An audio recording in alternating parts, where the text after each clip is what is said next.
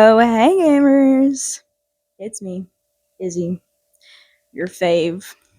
Um, Today we're gonna start with a little bit of a story, and it involves, well, pal, my dad. This is a picture of me. That's me and my dad. I was little. Um, so the reason I show you a picture of my dad is because today we are talking about something that my dear papa introduced me to.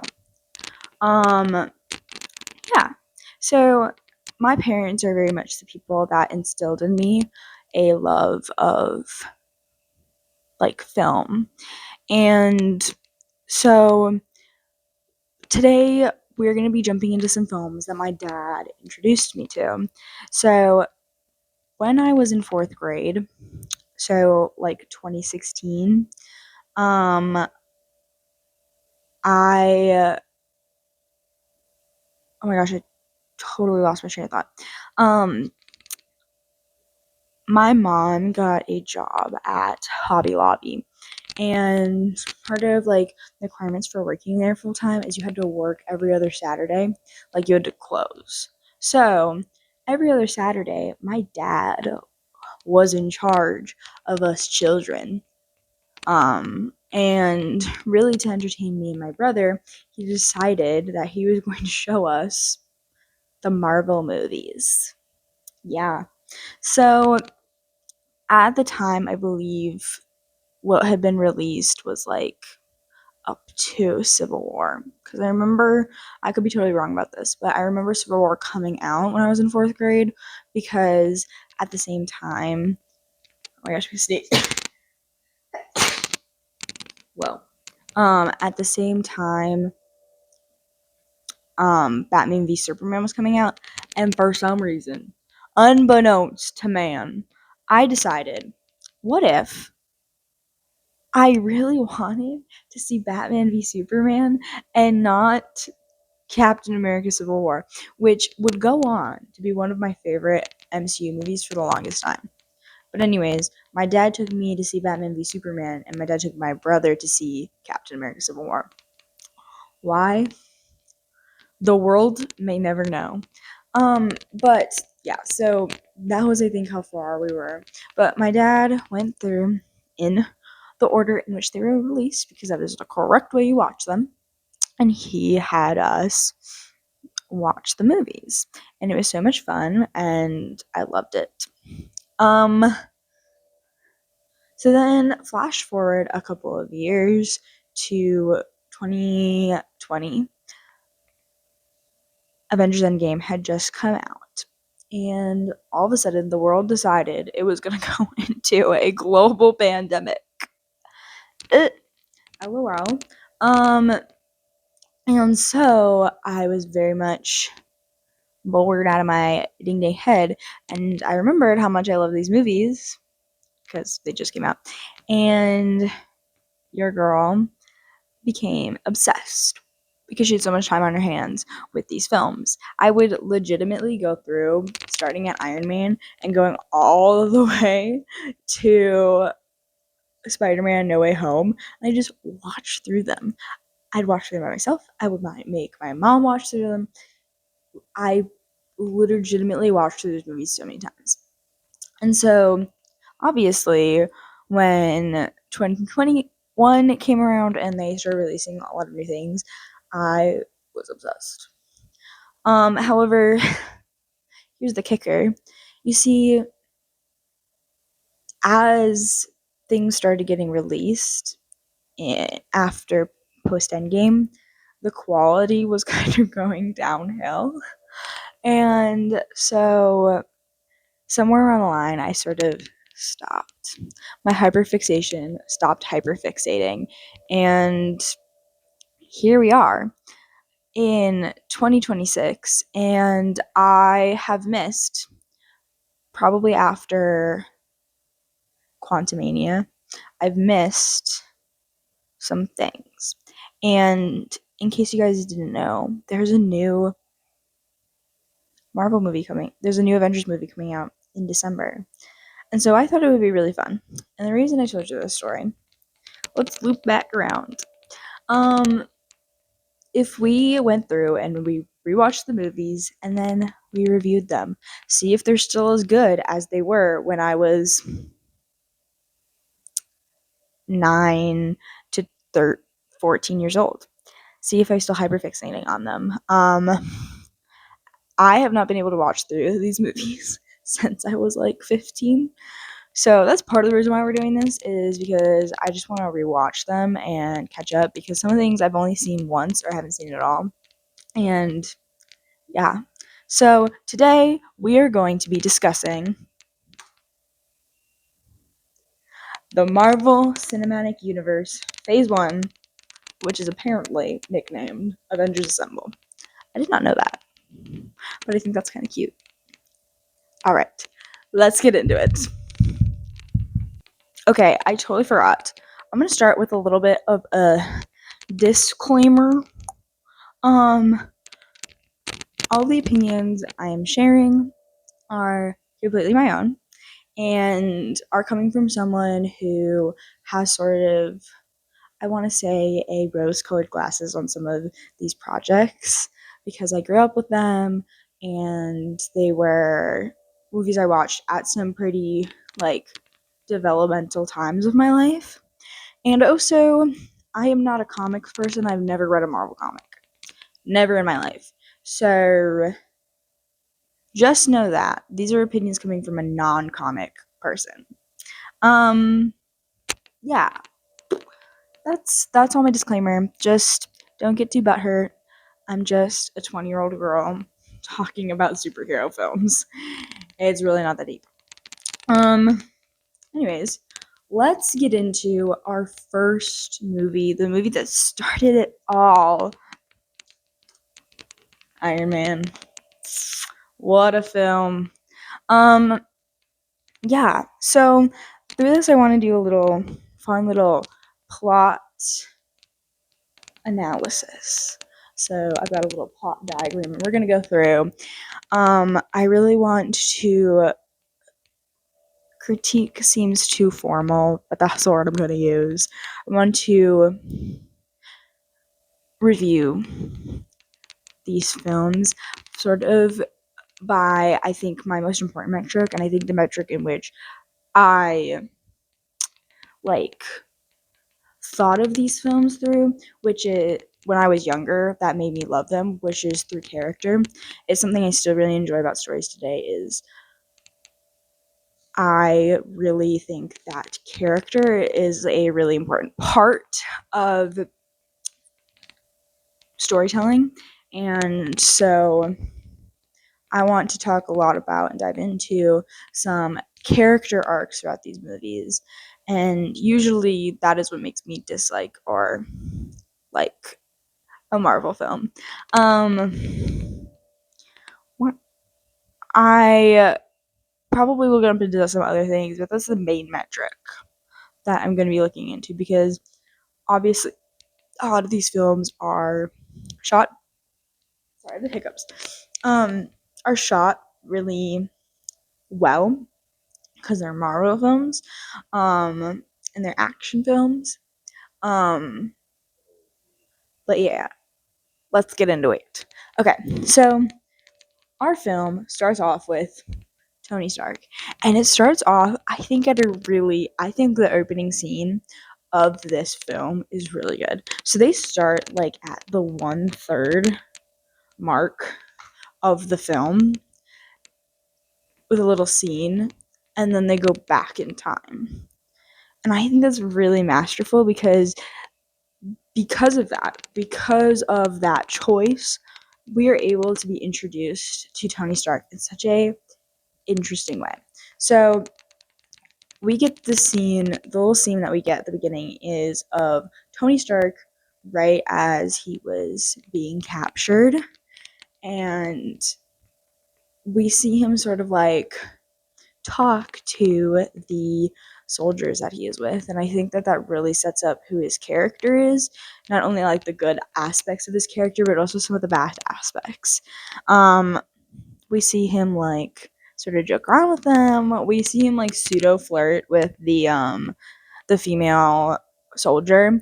And I think something also very profound about this is the line where he's like, "Oh, no gang signs," and then he's like, "No, put it back up," and it's like a peace sign, and he goes, "Peace, like I wouldn't I wouldn't have a job if there was peace."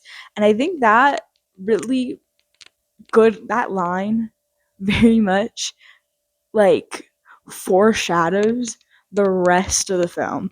And so that's why I think it's very masterfully done and almost surprising for a Marvel film. I'm gonna be honest that they did that much foreshadowing. And when I was rewatching this, I was like, okay, that's kind of good. Snaps, snaps. Um, yeah. So I really like the beginning scene. It sets up who Tony Stark is, his motivations at the beginning of this film, and does a really good job just like letting us know where his character's at. And so if we weren't 100% sure of Tony Stark and his motivations, we are then given we flash back, I should say, not flash forward. That doesn't make sense. We flash forward. Oh my gosh, I said it again. We flash back then to him before he goes on this trip with the soldiers that we see him getting escorted, and he's receiving an award, and he's sort of like doesn't want to care about it. We see him with the reporter, and she's like asking him all these questions, and then he just like seduces her to get out of it, low-key. We see his interactions with Obadiah Stane, which is a lot of fun. And then we also like get to know his relationship with Rhodey, his relationship with Pepper. And then we are introduced to at the weapons farm. I don't know if you can see this picture all that well, but that's him sort of with the missile behind him with his like arms like that, kind of like a Christ-like um Christ-like image. But he's like got we're introduced sorry, I'm spacing. We're introduced to the Jericho missile, which is this missile that ends up causing him a lot of trouble. It's his new weapon.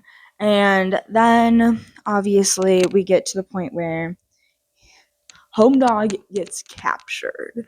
And this is the titular point. This is the titular part of this movie where he goes through a lot of changes. And that then like affects his decisions throughout the rest of the film. I think it's really interesting that he sort of goes through this change not towards the end, but very much at the beginning. He sees the consequences of his like I don't know if this is a correct use of the term, but like his warmongering through distributing these weapons and being a huge weapons distributor and making so much money from distributing weapons. He sort of sees his effects. He meets Jensen, which my guy, he one of the best characters in the film. I meet Jensen, and he sort of helps mentor Tony into this. Oh my gosh, I'm blanking on everything. He mentors and sort of pushes Tony to making this change. I think it's really sad. It's really sad how he tells Tony, like, oh, when I get out of here, I'm going to see my family. And then later we find out his family's dead, and he had always planned that he was going to sacrifice himself so that Tony could get out of there, because he knows that Tony is the person that is going to be able to fix all of these problems that are happening. So, all right. Then Tony Stark builds the first Iron Man suit, and he escapes. Jensen dies, and then we get to where his first press conference of the movie, where he decides he's going to shut down all weapons manufacturing for Stark Industries. This is like, and everyone thinks he's crazy, but he sticks with his guns. Like, he's gone through this giant change already. He's seen what happens. He's not gonna listen. Like, his character is not gonna listen to the people around him to try and tell him, like, that he's wrong. He's not gonna, it's not his MO. So then, while all of this like chaos is happening within his company, he starts tinkering on making a more sleek Iron Man, and we get this wonderful like scenes, this wonderful, what is the word I'm looking for? Like a collection of scenes, not a montage. That's not right. Oh, okay, I can't think of that word. Anyways, he builds the Iron Man. He sort of figures out how this can work, and then as he like has his flight, he has his first flight. He decides on the colors red and gold. And then Home Dog hears about a gala being thrown in his honor, and he's like, I've got a gala that I wasn't invited to. And so at the gala, he finds out about the things that are happening in Golmira. We also have this moment between him and Pepper. We have this moment between him and Pepper where like they sort of have this like pseudo romantic moment, and then he leaves her on the balcony. But he finds out about Golmira, and then he decides that he is going to go there and save all these people with the Iron Man. And the world is introduced to the Iron Man for the first time. And then we have this like whole scene of him like getting like attacked by the US Air Forces because they don't know what it is, and Rhodey figures out it's him. This is obviously another huge moment for Tony Stark's character. He is seeing what he can do to help those people. Um, he's sticking to his guns. He's remembering Jensen. He's seeing these people because he watches like a TV clip. He's seeing these people and how they're getting hurt, and he sticks to his guns and he decides he's gonna go help save them, just like Jensen would have thought he would do. Like, there's a reason that Jensen sacrificed his life to help further Tony Stark. Then we get our final battle. Obadiah Stane, they figure out that he is like under the table selling these weapons, and Tony is no longer naive. Pepper and Agent Coulson go to arrest him, but obviously Home Dog just stole Tony's arc reactor, so he's just gonna use his own suit. And the final battle occurs. There's before the battle, there's like this really funny moment where it's like Tony Stark built this in a cave with a box of scraps. I just think that's really funny. Here's the thing.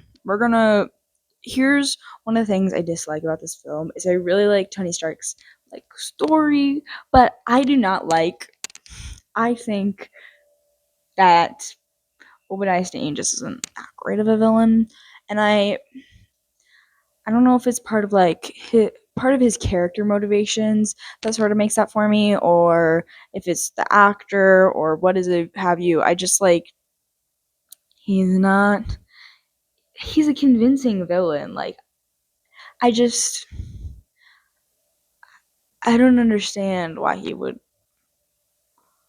like sell these under the table. Like what? Like I get it, it's money, but then also we kind of get this hint of like, he sort of like wants. He's like angry that Tony has control over the company, but like which one is it? Like, are you in it for the money only, or do you want control? And it's sort of like not really, not very clear, I guess is what I'm trying to say. So I don't really, he's not a great villain. I think there are much better villains. Um, yeah. And then to end the film, we have the I am Iron Man moment, and it just completes his character arc of being a playboy millionaire to a millionaire playboy philanthropist to Iron Man. Like, he is going to make himself a superhero to save people in order to make up for the ways that he unknowingly harmed people. Yeah. So let's talk about my review of this film. So obviously I have Letterboxd, which you should go follow me on Letterboxd. At Izzy Eggers. But I gave this film 4.5 stars. Obviously a heart. At one point this film was 5 stars on my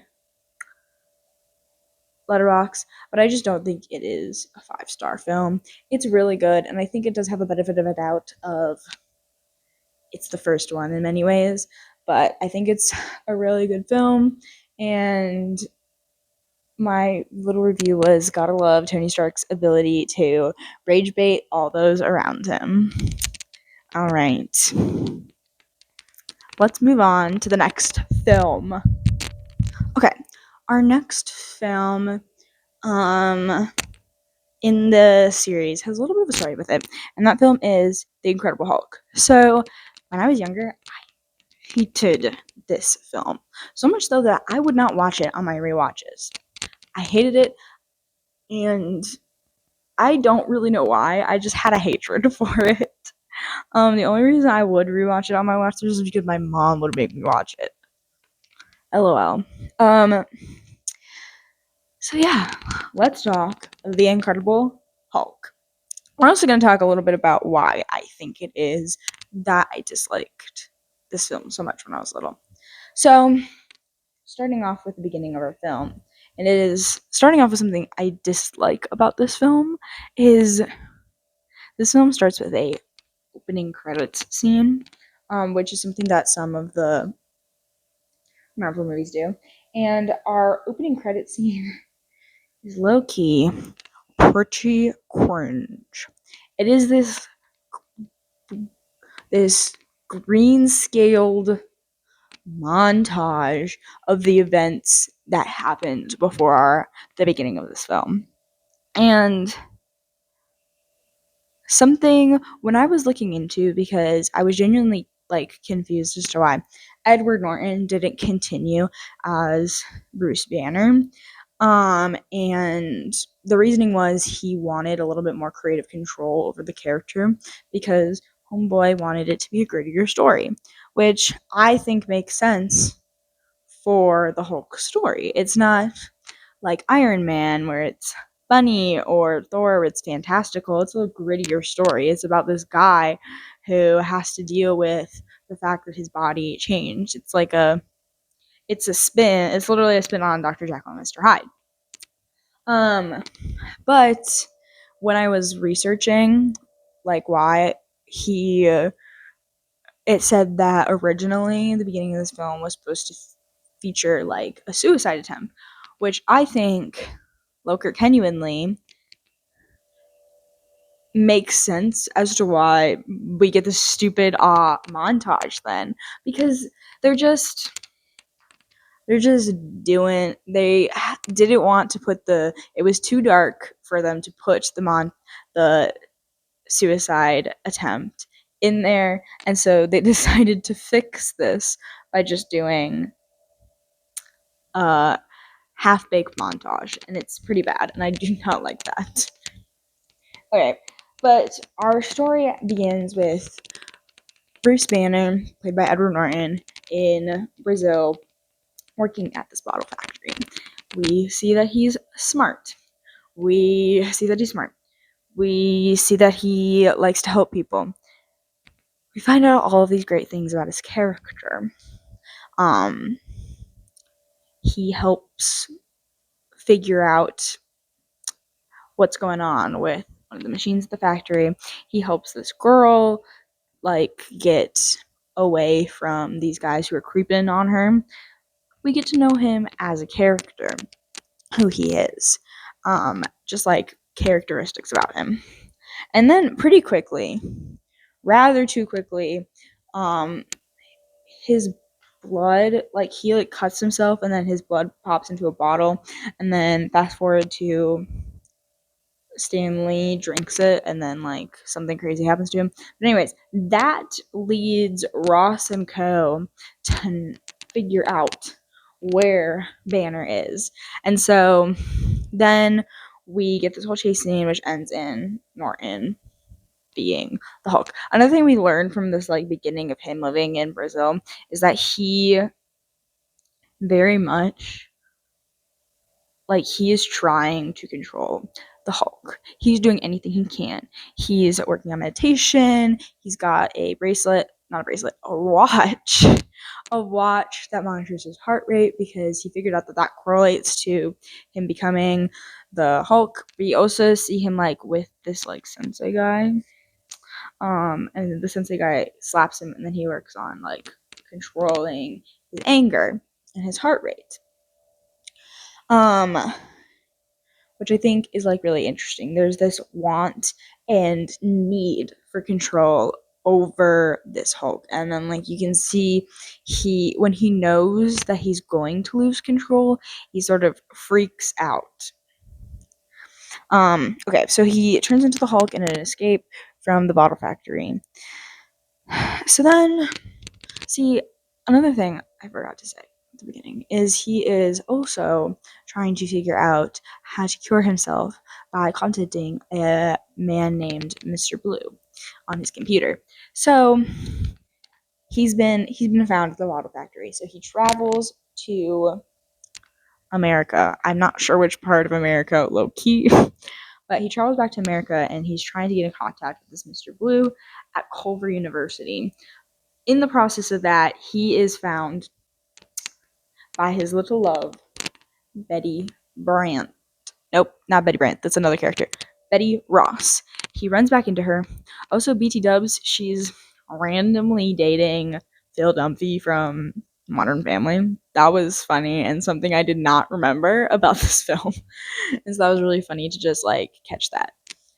Anyways, so those two reconnect, and obviously she wants to help him because they want some love, and yeah. However, in their quest to sort of go find the scientist in their quest to have control, they get found out by Ross and Co. And there's also this character I don't remember his name. I know his villain name is Abomination. But Abomination guy, like, they put the gamma radiation in here just a little bit because also more backstory that I think also leads us to find out about, like, when he's getting the gamma rays put in, we find out that the reason Bruce was experimenting with gamma rays and became the Hulk was because he wanted to find out how to elevate humans, like the super soldier serum, and he was testing on himself because he low-key didn't trust Ross because he knew that Ross would just want to use it for the military. What was I saying? Anyway, so he gets a little bit of the gamma radiation, but when Homeboy goes head to toe with the Hulk, he utterly fails. And then the Hulk and Betty Ross. There's too many similar names throughout these films. Betty Ross. They go far away, and they're on the run. So yeah. While they're on the run, they sort of rekindle, and there's this awkward scene where they're like about to have sex and they like can't because otherwise he's gonna turn into the Hulk, and it's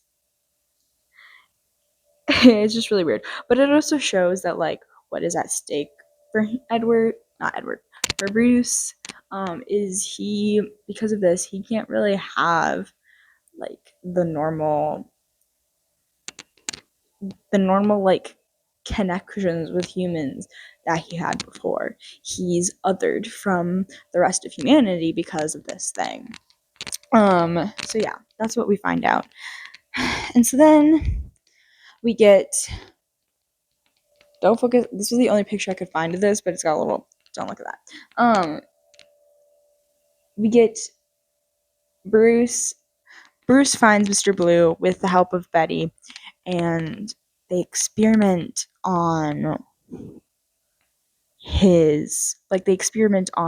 like figuring out how they can cure him. And they actually do find a cure, but as they're finding a cure, that's when homeboy like gets found by Ross and Co. and they get actually captured this time. But while though this is happening, they're getting captured, they're gonna go away to prison. While that's happening, Abomination guy goes to Stern or Mr. Blue and is like, "Hey, I want to have more gamma rays." And he's like, "Why?" And he's like, puts a gun in his face and like, "Just give me more gamma rays." And so yeah, that all happens.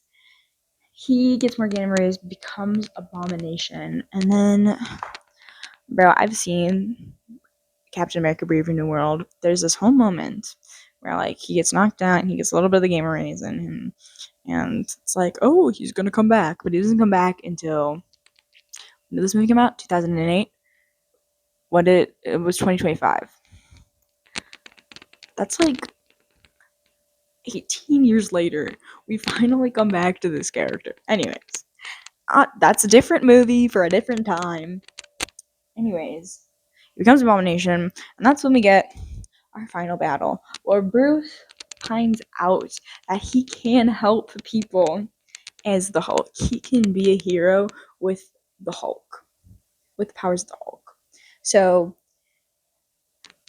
as I am going through this, I realize kind of how half-baked this sort of is, because we have all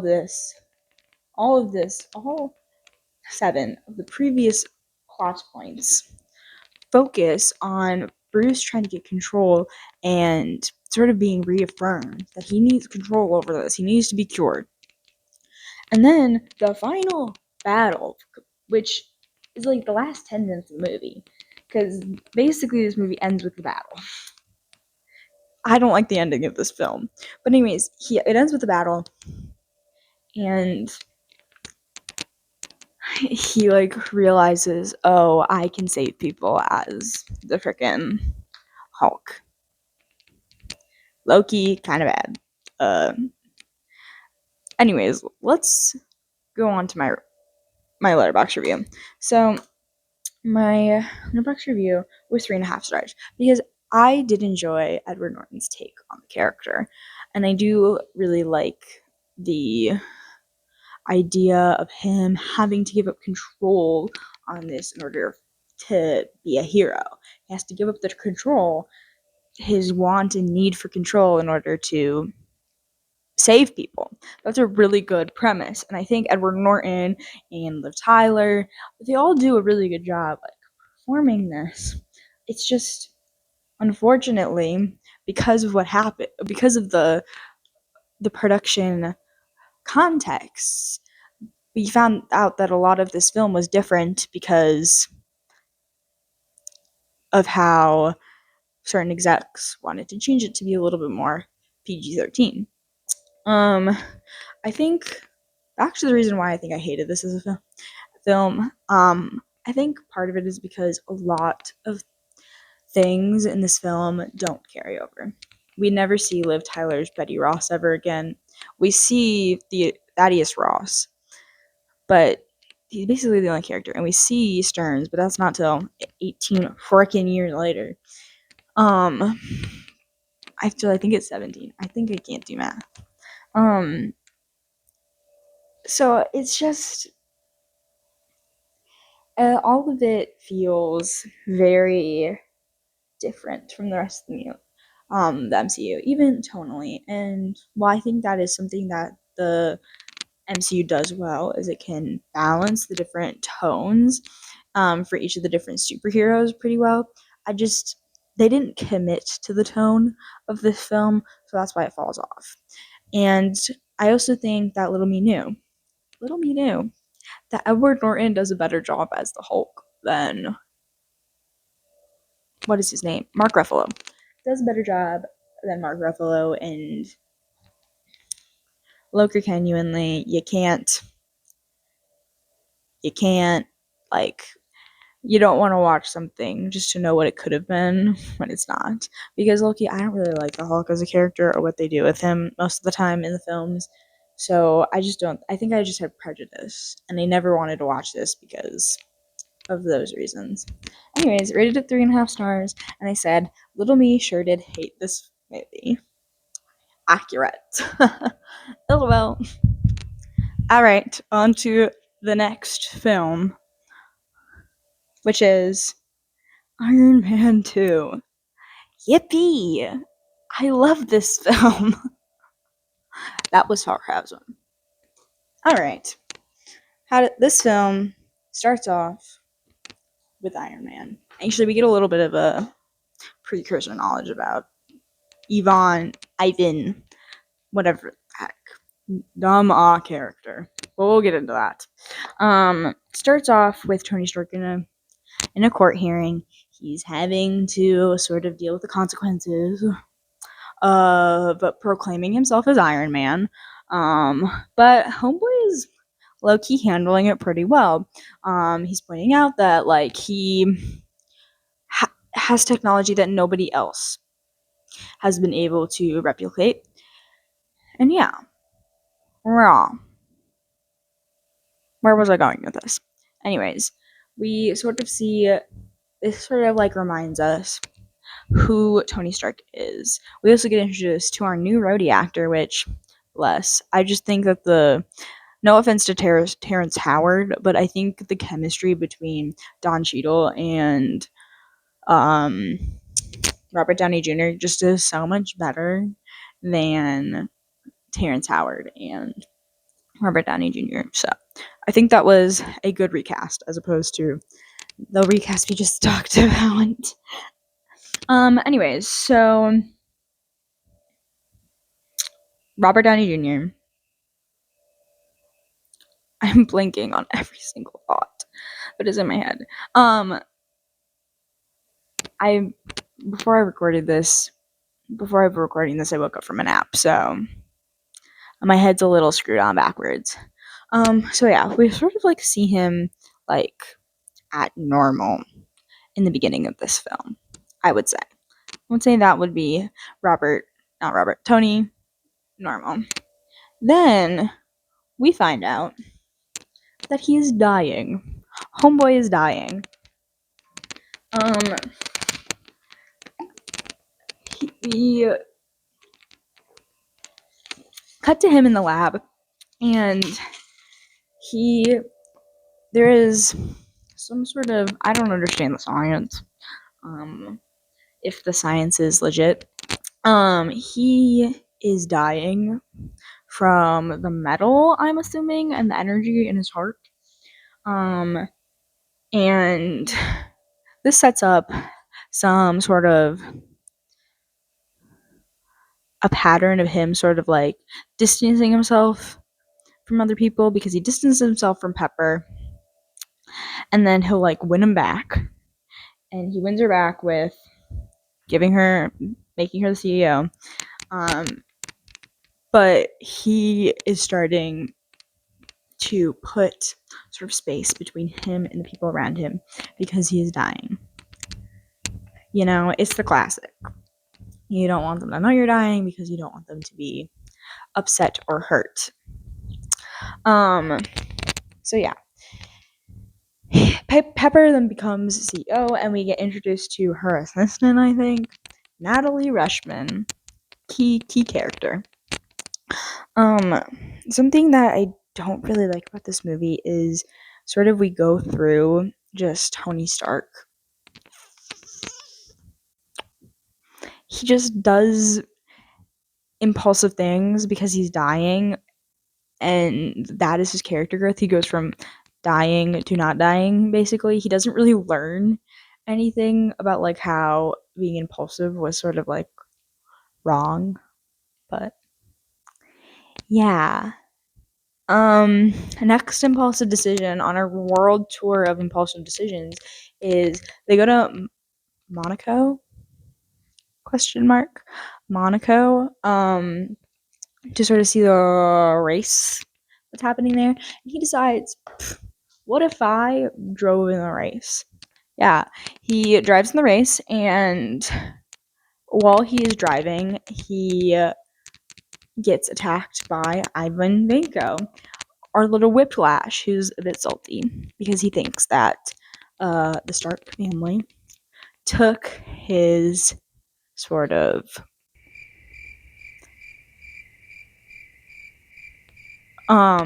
took his dad's technology of the arc reactor. Something I forgot to mention in the beginning is this is all being set in the scene like of the backdrop of the Stark Expo, which is sort of something that his dad sort of envisioned that he's then following through with, of like sort of like a state fair type thing of like all this technology being brought forward. And so that is the backdrop for this, and so that is what sort of like what we're dealing with. I also forgot to mention my favorite character, Justin freaking Hammer. Words cannot describe how much I hate Justin Hammer. He's so freaking annoying. But so yeah.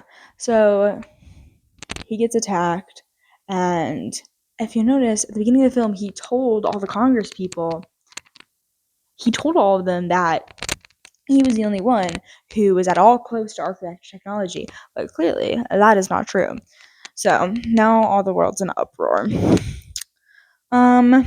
So homeboys, we're still going on our little tour of impulsive actions, and so homeboy decides at his birthday party, low-key Natasha, like, she low-key pushes him to do this because he asks her what she would do.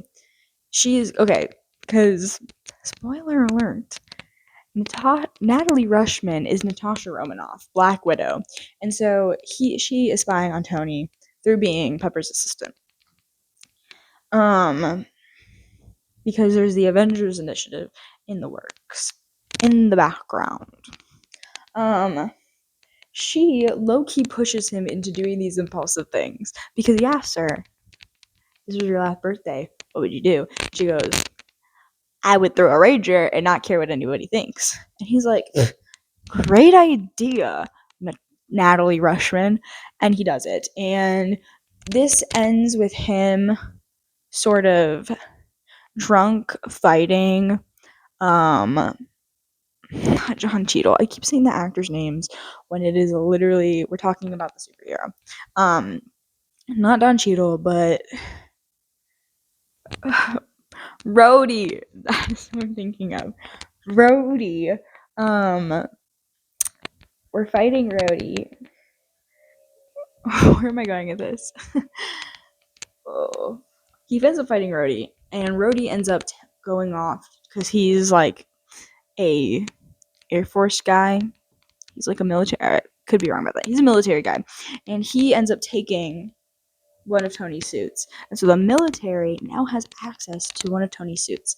Okay, this is his impulsive decisions. I guess I wouldn't really. He says that making Pepper CEO is not an impulsive decision, and I do believe that.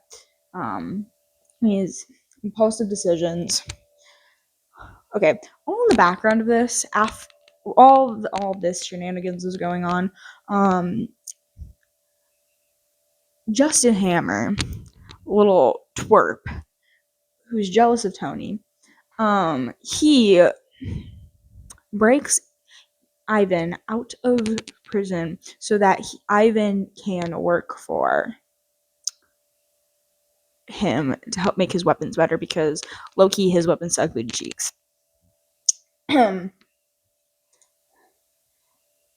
So after Mr. Stark's actions at the birthday party, he gets tracked down by Nick Fury, and Natasha Romanoff as Natasha Romanoff, not Natalie Rushman.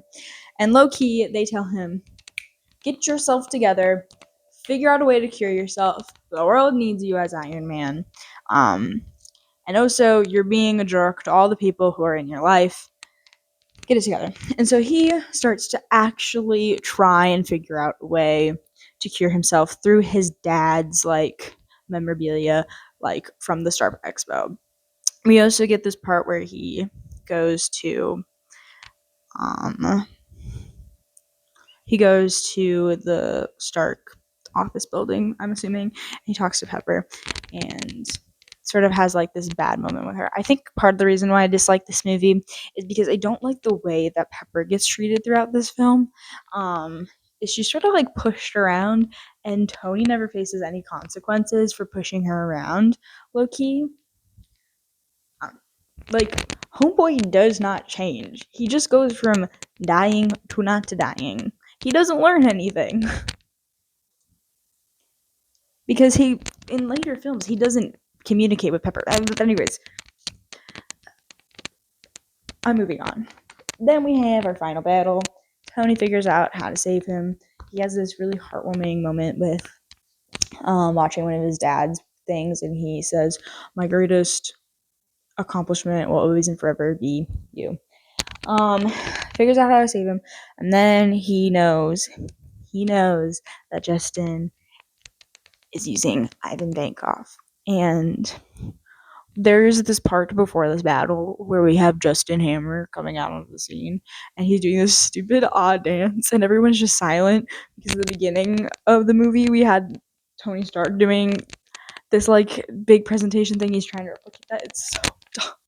It just makes me cringe because that is the millionaires and billionaires that our world has. Yeah. Anyways, we get to the dumbest fight scene of the life. Tony gets chased around by robots, and then he defeats the robots, and then he fights Whiplash, and it takes him 0.5 seconds to defeat Whiplash, and then things start blowing up, saves Pepper. It's really dumb. It does not ever seem like a challenge for either him or Rhodey. Nothing is a challenge. There's no sort of sacrifice ploy or let's do this together sort of a thing. So yeah, I don't like the ending fight scene of this film. I don't like this film really. And so in the end, he saves Pepper. They sort of get back together, I guess. She finds that he was dying. She forgives him. I don't know why. I would not have gave his dumb butt unless he did some hardcore begging. But he saves Pepper, and then looking forward, we have this scene where they're talking about if he would be good for the Avengers program, and they say Iron Man would be, but not Tony Stark. What does that mean? Moving on. Okay, let's go to my Letterboxd review. I rated this film 3 stars because it is dumb as heck. Low key, this is probably too high of a rating now that I think about it. There is some good ideas, I think, but not really a lot of follow through, and I don't like the way that Tony doesn't really face consequences for his dumb actions in this film. I don't like that. And I don't like our villains in Ivan and Justin Hammer. As you can see, my review is, gosh, I hate Justin Hammer. So yeah. let's stop talking about Iron Man 2 because I hate that film. All right, on to film number 4. If the lighting is at all different or the camera angle slightly changed, that would be because I went to the movie theater with my dad, and now I'm back. I underestimated the amount of time I could yap about Marvel movies. Apparently, uh, yeah. Okay, on to movie number 4. Thor. Ignore that at the top. Thor. The first Thor movie. Ironically enough, the film I went and saw was Masters of the Universe, which features Idris Elba as kind of a similar character. Courage is immortal. That's not really a good tagline for this film. Anyways, so Thor starts off with a little bit of preamble about the frost giants and Asgard's sort of like involvement with them. And then we see a young Thor and a young Loki. They talk about being king and whatever. And then we flash forward to Thor's coronation. So I'm gonna be honest. I like this film more than I like Iron Man 2, but I'm not super jazzed about this film.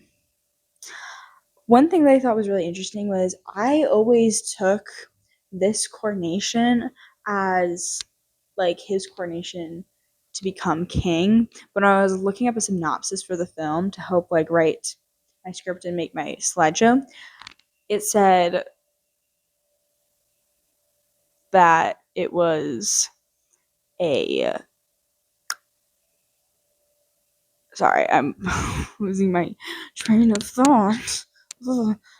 It said that it was his coronation to be prince.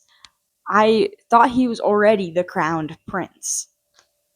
So it's confusing, and I think that just shows how vague this coronation is. Like, we don't really know what's going on. It's not well defined. So, anyways, he's got his coronation, Prince King. We'll never know. And he it gets interrupted and it doesn't fully finish because Homeboy gets our what am I saying? Asgard gets invaded by the frost giants. A couple of them come in and try to pull a little prankarooski, and yeah, so Carnation gets canceled, and Thor is pretty salty about this because it was his big day, and so Loki kind of manipulates Homeboy into going and attacking the frost giants. So they go and they attack the frost giants, and that's when they are a little bit in over their head, and Daddy Odin, Father of the Year might I add, has to come and save them from the frost giants, which is not a good look for Thor. Thor at the beginning of this movie just really, I don't think, has a lot of great character. It's also why I don't like this film is Thor just doesn't feel like a character. He feels like a caricature of the idea of Thor. Um, yeah, like what he's reckless and kind of dumb and gonna be king. Like, why is it that Odin is choosing him to be the king? Like, he's very much a caricature of a, a hero pre arc. I think that's part of the reason why I don't really like this movie is it feels basic. Like it feels like a rough outline. Like this was a rough outline of what they wanted, but they didn't like actually deep dive in to figure out like, oh, what could make this film like special. Like Iron Man, he's got his whole thing. Captain America will have his whole thing. Like, what is Thor's thing other than being really powerful in a Norse god? So Daddy Odin's not very happy, and he wants to teach Thor a lesson because right now he doesn't got a lot of good character traits going on for him. Um, so he banishes him to Earth, and that's where we get the famous "Whoever should be worthy shall holdeth the hammer." So basically, what the film is setting up is Thor needs to become worthy, which is a really interesting concept, but I don't think they really like fully answer that question of what makes you worthy. I think in later films they kind of give it a better outline through, spoiler alert, but Captain America being able to hold the hammer, but yeah. Anyways, so Thor's in Earth. We got a classic. Did the mic do something weird? I can't tell. We've got a classic fish out of water story. He throws cups on the ground. He attacks the doctors and nurses because he doesn't really know what's going on. Yeah. And we now, like, I should also say before, at the very beginning of the film, we get introduced to Jane and Co. as they're trying to figure something out.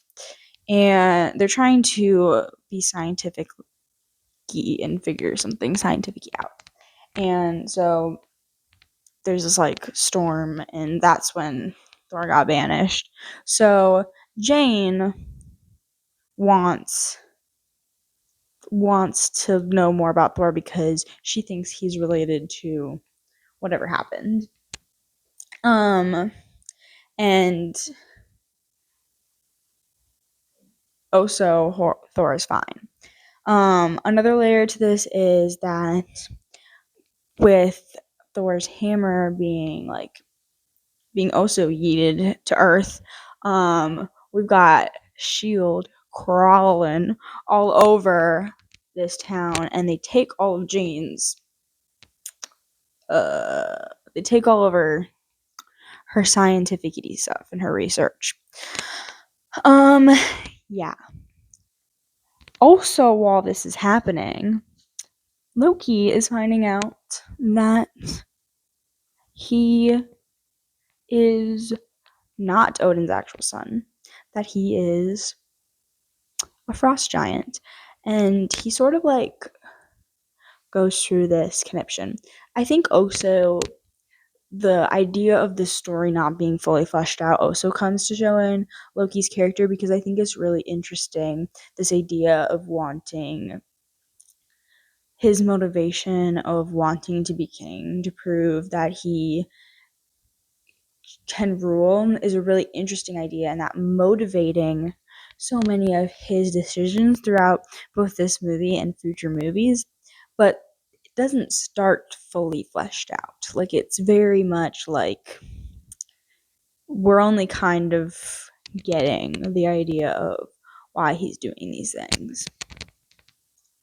Okay, so then Thor wants to go get his hammer back, and it's not really clocking in his brain that his dad put the little spell on it.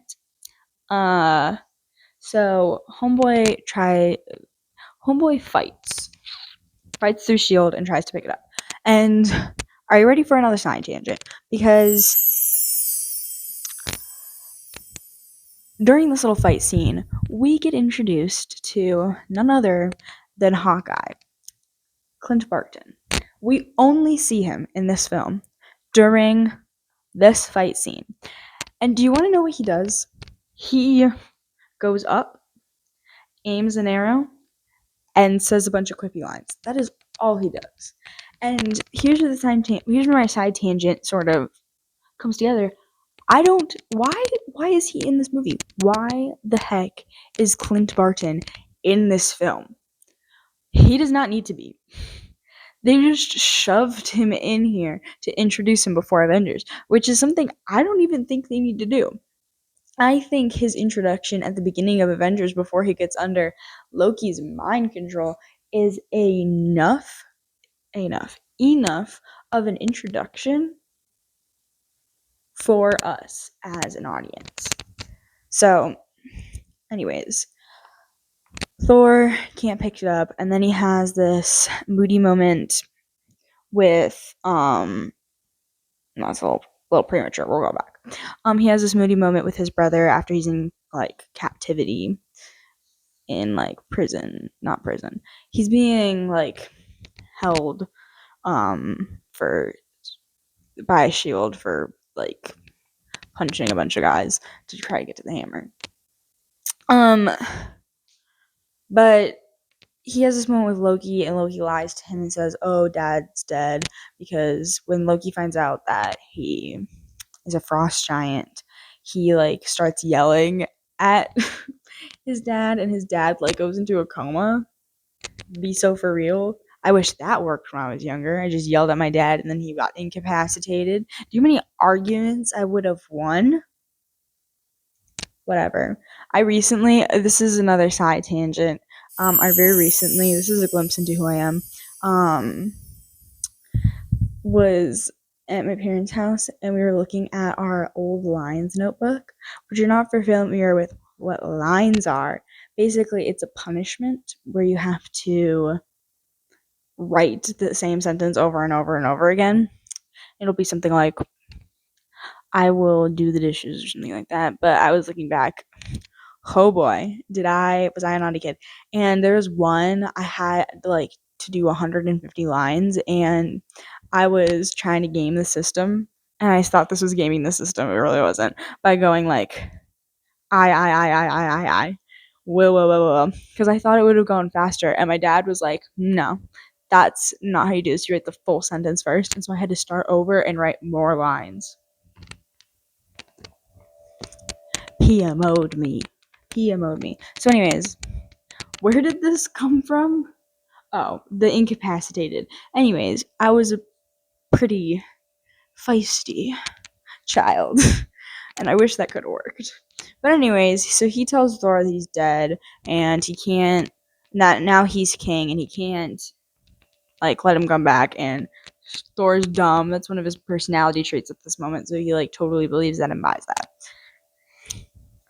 And then Eric Selvig comes and gets him out of prison, and he helps he like has a drink with Thor, and then he tells him that he should get out of here, but he gets Eric really drunk, and then they go back to Jane's little RV, and then him and Jane have this little moment where he explains like the Norse,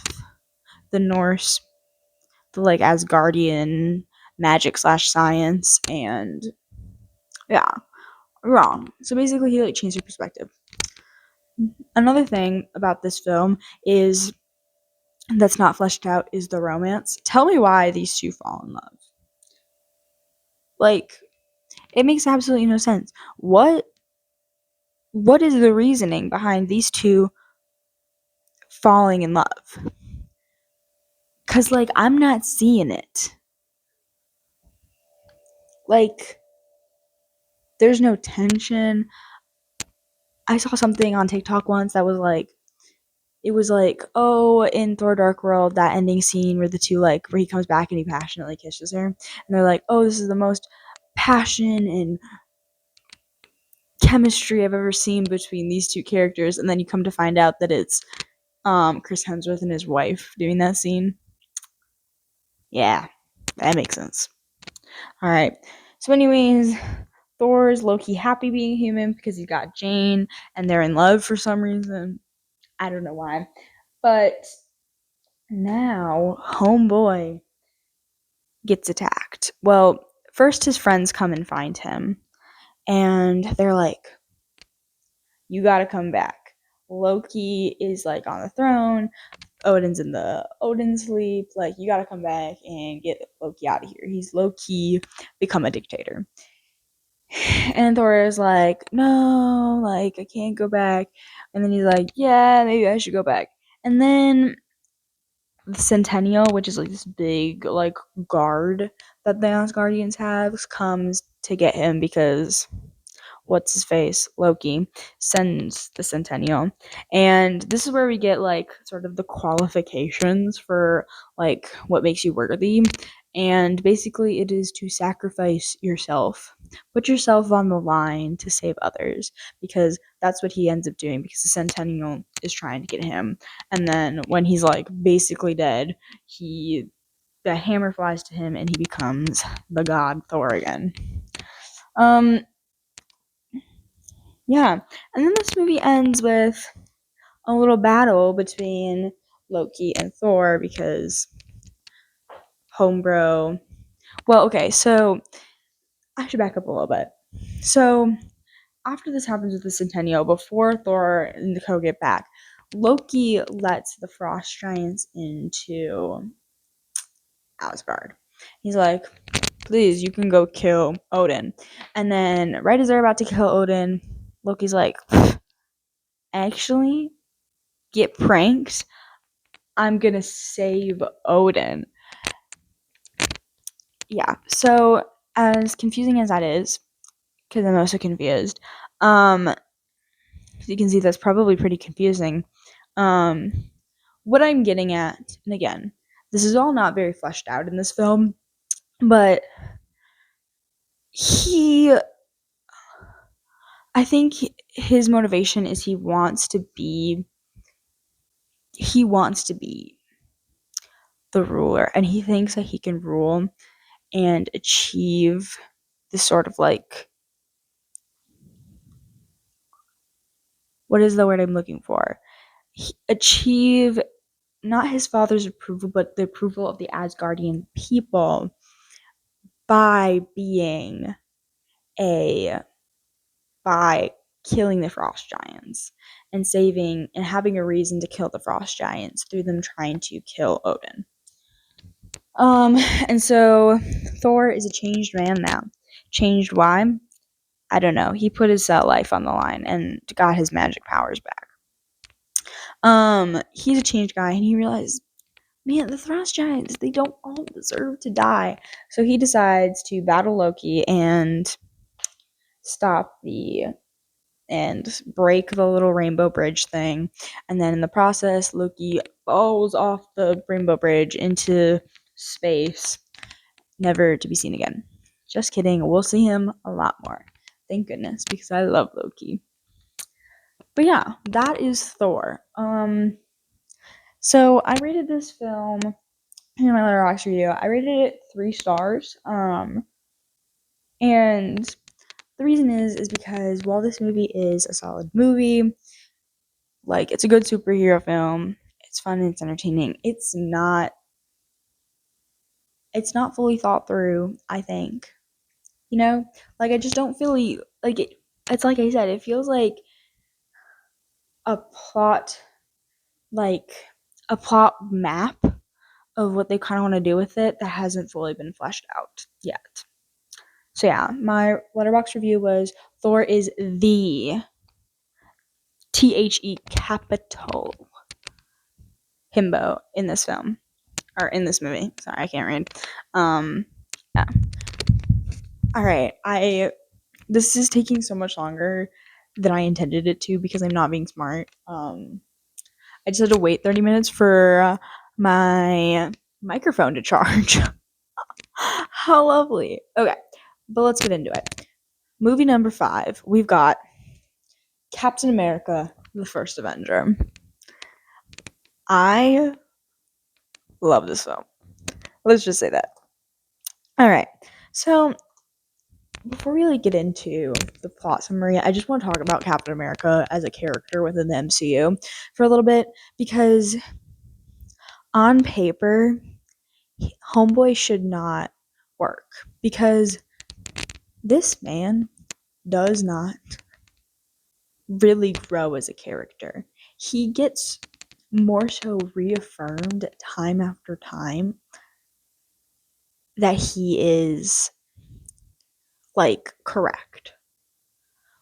Like, I'm not explaining this well, but I feel like every time that like his character arc is more so about like sticking to his morals, like knowing that like he like not compromising who he is to sort of like fall in line with the government or the Nazis. So yeah, so he's a really interesting character, and low key that kind of surprises me that I like this plot point, but it also doesn't surprise me because it's such an interesting concept that I'm really glad they do a really good job of developing within these films. Okay, so we start off again with a little bit of a preamble with Red Skull finding the Tesseract. And then we meet Steven Rogers. Homeboy is weak. He's weak. And sorry, that was mean. Homeboy is not the strongest of all of the people. He's got some asthma and some other like uh health problems. But even with all these health problems, he really wants to volunteer to be in the army and help fight Nazis across the world. And so we meet him as he's trying to apply to be to like get into the army for like the umpteenth time. We are not sure how many times it is, but actually I probably could figure it out because they list all of them, but so much work, so much work. So anyways, so he is applying again and he gets declined, and then we sort of get to see like a little bit of who he is as a character because he's at the movie theater and some guy is like throwing a fit about the commercials about the war effort beforehand, and he tells him to shut up, and then they like fight outside, and it's the first time we hear him say, I could do this all day, which I think is a really good symbolism for showing his consistency as a character. So we're gonna have to track that throughout this film. Not this film, throughout all of the films in the Marvel Universe. Okay, so he is a good guy. And so he Bucky saves him from being completely beat up. And so then they go to, I don't know if it's a Stark Expo, but it's some sort of like World's Fair thing. And there he tries to enlist and Stanley Tucci intercedes him and starts asking him questions. I don't remember what his actual name is, so we're gonna call him Stanley Tucci.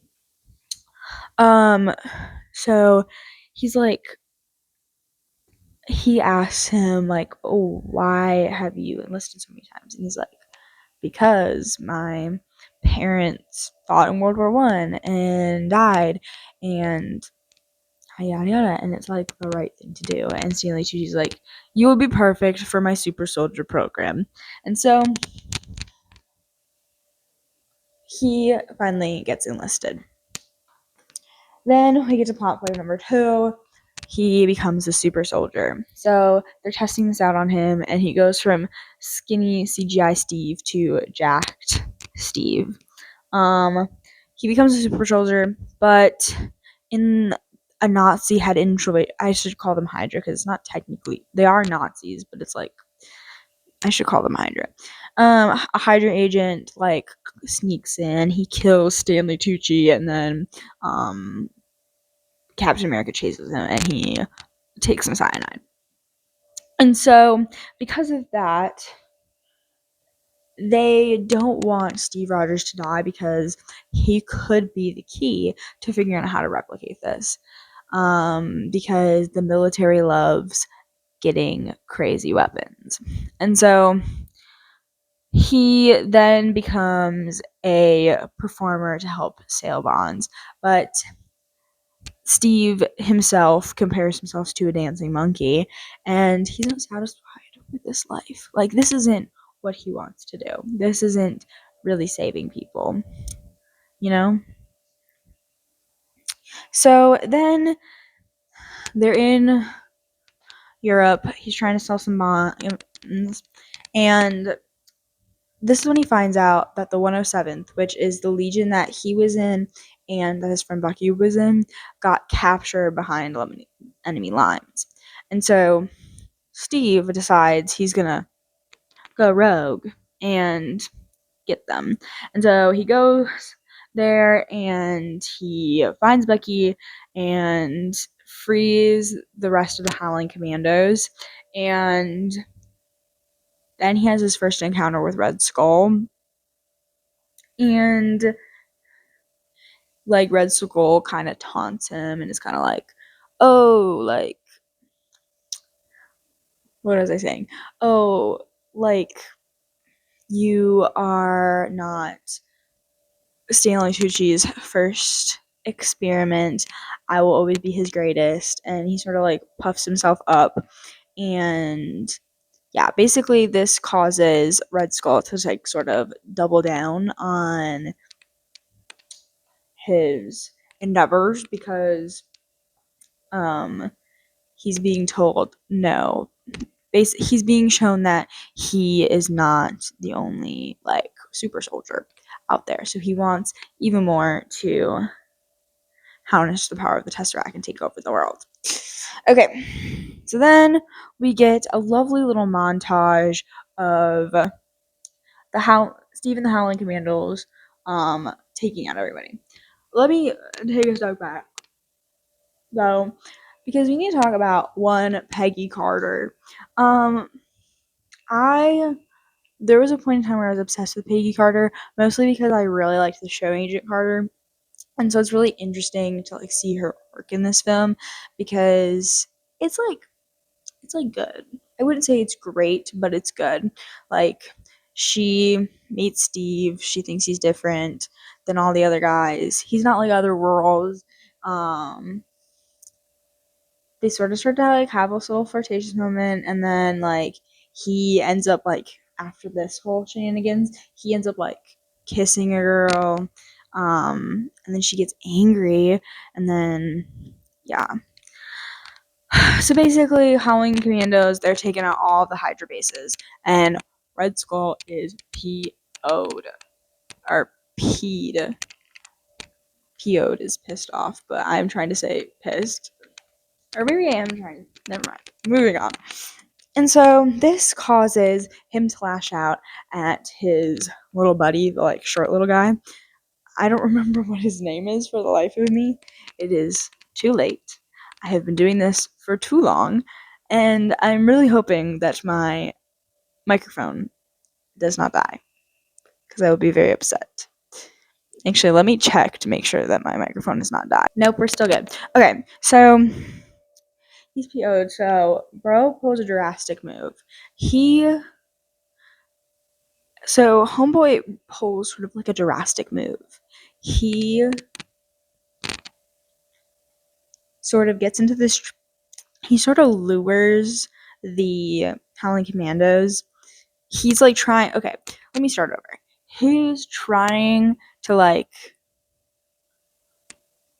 he's just doing his thing when the Howling Commandos find him, and he's desperate. So what ends up happening is Bucky ends up dying. And then what's his face gets captured, and all that eventually goes on to turn Shield into Hydra. But anyways, this is a huge moment for Steve because he isn't able to save his friend. Like, he was not strong enough to save his friend. And this is the first time he sort of like, I want to say, loses a soldier, which I think is a super big moment for him because it just gives him more motivation. He's just becoming better. He was great before, and he's just becoming better. I love Captain America. And so then what happens is they sort of go to they, after Bucky's died, they double down. They're taking over. Well, okay, so the little short guy who ends up becoming Hydra, can't remember his name, he ends up revealing where the last Hydra base is and revealing the plan. And so Steve and the Howling Commandos minus Bucky, they go and shut down the base. And in the process, these planes with these bombs with the Tesseract juice in them are taking off. And so Steve gets on the one that takes off with Red Skull. He has this whole kerfuffle with Red Skull, and then Red Skull gets sucked up into the universe. But then this plane is going straight for New York, and is going to take over New York. So Steve has to do something. And this is where he does the greatest feat. And that is he sacrifices himself. And there's this really sad moment with him and Peggy on the phone.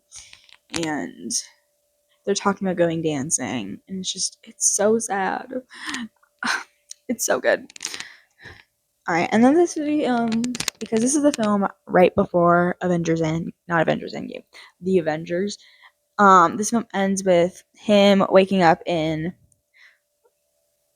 2011 and realizing, bro, we're not in Kansas anymore, as a role model would say. And he realizes he's in the future now, and this is when Nick Fury says, hey, I've got a mission for you, which is the conflict in Avengers. Okay. Yeah. So let's go to my Letterboxd review. I rated this film 4.5 stars. I think this film, it's not a perfect film. I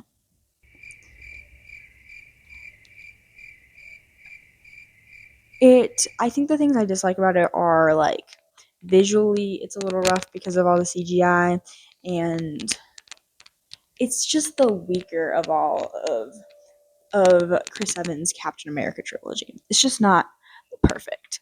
But I do really enjoy it. I think it does a really good job setting up his character for Avengers and then his future films.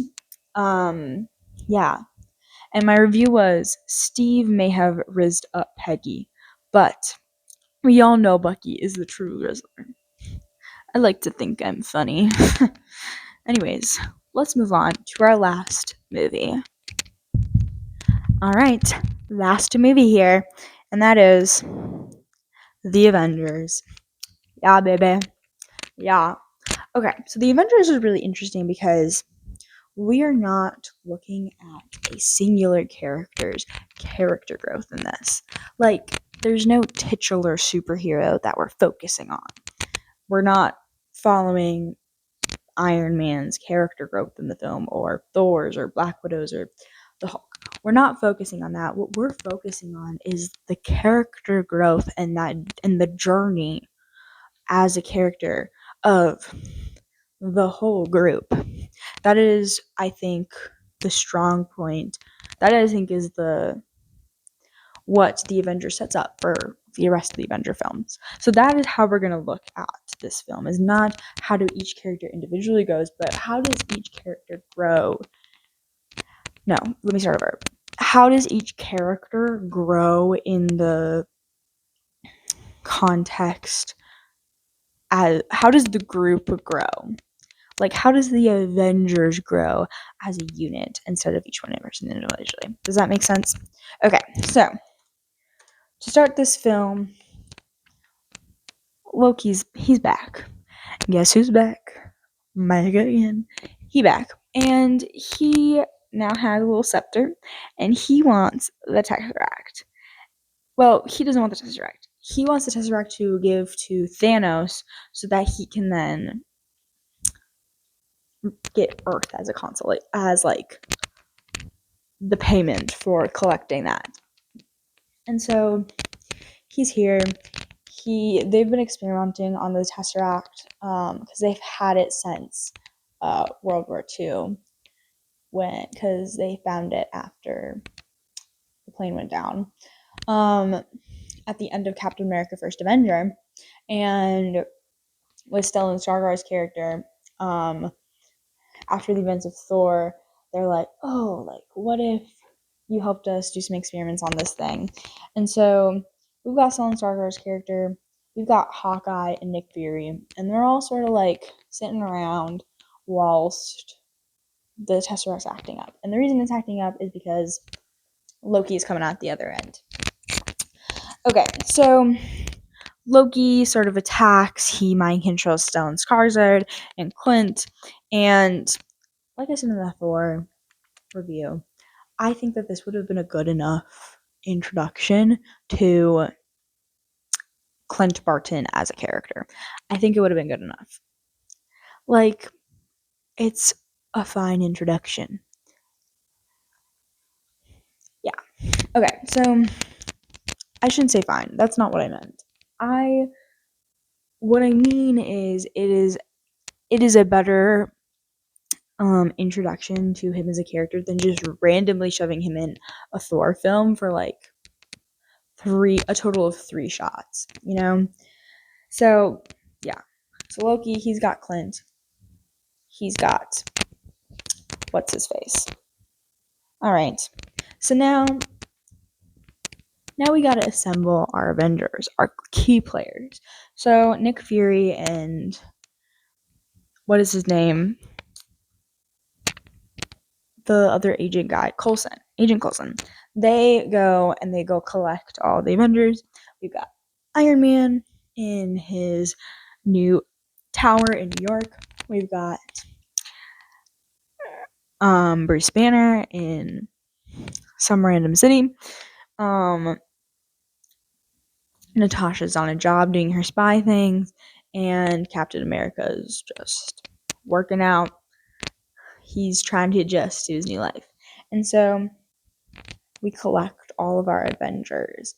And yeah, that's really all I have to say about that.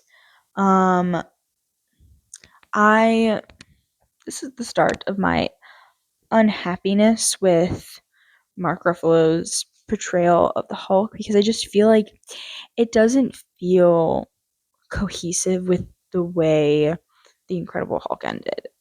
And that is to say that, like, the Incredible Hulk wasn't a super, like, didn't have a super great, like, end character growth moment for the Hulk, but, like, it just feels really disjointed, and I do not like the Hulk in this film because he's just, like, there. Anyways, so then our Avengers, they find Loki and they capture him, and they're like, bro, you can't come here and try to take over the world. And then they're on the helicarrier thing because Loki did not have the Tesseract with them, so they still need to get the Tesseract and find Clint and Stellan Stargard. I was not right. To make sure that they're not under mind control. And so whilst this is happening, Loki is we're kind of getting to see how these personalities mix together. Tony and Bruce sort of have like this camaraderie thing going on. Thor's like a fish out of water still. And then most importantly, Tony and Captain America sort of, they butt heads a little bit. There kind of is some conflict because Tony's like, what are they not telling us about this? What is S.H.I.E.L.D. not telling us about the Tesseract and what they were doing with it? And Captain America's like, he's like, we're following orders, like, they're doing what's best for best. But then he, like, and Tony Stark is like, that's pathetic reason to just be going along with all of this. So, yeah. They're butting heads. We've got Natasha interrogating Loki and sort of, like, pulling some things out of him, and that's where we found out that he's trying to use the Hulk to sort of, like, do something or another. Okay. Then, what the heck? Then the helicarrier gets attacked. Clint Barton like barges into it, and then they like the helicarrier's going on, the Hulk's going wild, and they're kind of just divisive, and Loki is escaping. And this is when the Avengers sort of like fall apart. They don't do a great job at coming together as a team in this moment. They're all over the place. They're kind of just doing whatever they want on their own. Some of them are working together, but some of them aren't. They're just not a team, you know? And because of this, our lovely Coulson dies. R.I.P. R.I.P. King. Rest in pieces. Rest in peace, my granny. She got hit by a bazooka. Anyways, so I keep hitting my chin on the mic. I'm sorry if that's making a noise. So anyways, Coulson, he dead. And this is what I mean by like, this film is very much about how these group of people as a team grow together, how the team becomes strong. Because it is only after Coulson's death that these people come together and realize that they need to get over their differences in order to save the world. Like, people are dying. This isn't some fun little matter. People are dying because of Loki's actions. And so they come together. And then one of my personal favorite scenes in this is sort of like the banter between Loki and Tony. And it sort of shows like the ownership Tony has over the Avengers as a group. Because it's like him and Captain America are the leaders, you know? Like, they've got joint custody over the Avengers. And he has this really like fascinating monologue about how like he's pissed off every single one of the Avengers and now they're coming for him and yada yada yada. This is a really great moment, I think, just to show like them coming together as a group and overcoming their differences and the ways they sort of like don't see eye to eye to save the world. And specifically Tony in particular, because he's not like in Iron Man 2, we like the reason they don't want him to sort of be the person who is in the Iron Man suit as an Avenger is because he's not good like with a team. He's a solo type of a guy. But as we see in this, he takes ownership over the Avengers. All right. Then we get the Battle of New York. They come together. They save the city. Tony Stark puts a missile into the city. They defeat Loki. Yay. Super fun. All fun and dandy. It's a great fight sequence. It's a great battle sequence. Amazing. Amaze. Then at the end, the Avengers all go their separate ways because while this started as a Shield endeavor, like this is something that Shield wanted to put together, it has grown beyond that. The people in this group, this is theirs now. It's not Shield's. They're not the Avengers anymore. No.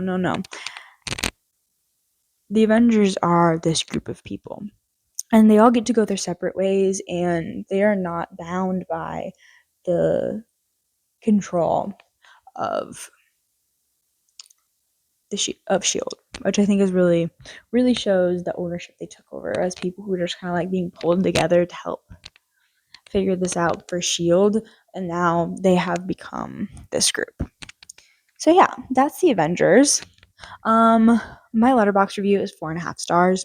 I think this is a really solid film. I would say it's probably the best Avengers film. I think it's the best Avengers film. But some of the lines, I think my only gripe with this is some of the lines are pretty cheesy. And Loki as a villain is just, we don't really fully see Loki quite yet. Like, what is making him tick? We still don't really know. And I don't think we do really know until like Thor Dark World and Thor Ragnarok and then the Loki series. And so yeah, I was really proud of this review. So y'all better laugh. But my review was Loki's biggest crime in this movie has got to be giving everyone scary Jeremiah Fisher eyes. The girls who know. Anyone else who is in the overlapping fandoms of MCU and The Summer I Turned Pretty, that's a funny joke. That's a funny joke. Okay. That's all the films for phase 1. So here I want to see which is the best phase in my personal opinion. So what I'm doing to sort of figure that out is I'm finding the average rating for the phase. So I'm going to add them all. You know how to find the average or the mean. You add them all up and then you divide them by the amount of things that you're adding up. So our average rating for phase 1 is 3.83 stars, which, that's solid considering we had some movies that were like 3-star and some movies that were 4.5 stars. So yeah. And this is my ranking of the MCU movies. We've got Iron Man 2 at the bottom. We got Thor. We got the Incredible Hulk. Then we got Captain America: First Avenger, Iron Man, and the Avengers. That's just how I think these films should be ranked. As you see, my expert opinion on how the MCU should be ranked. That is sarcasm. I hope that will be seen as. Yeah, that's all I have for you guys today. Follow me on Letterboxd, obviously. At Izzy Eggers. My profile name is Isidora. The same as my my YouTube thing. Follow me on Instagram. I like to post little fun things. I just went on vacation, so go hit up my post. It's at Isidora07, and then I sometimes post fun things on TikTok. And if y'all follow me on TikTok, because I have a whopping, I don't know if you can see this, but 33 followers. If you go hit up my TikTok, I might post more. I do post like every 6 months or something. But yeah, that's all I have for you guys. I hope you enjoyed this video. Remember, this is all my opinion. But if you did enjoy this video, please subscribe because I do intend on watching all of these freaking movies and TV shows. So, yeah. Thanks y'all for watching.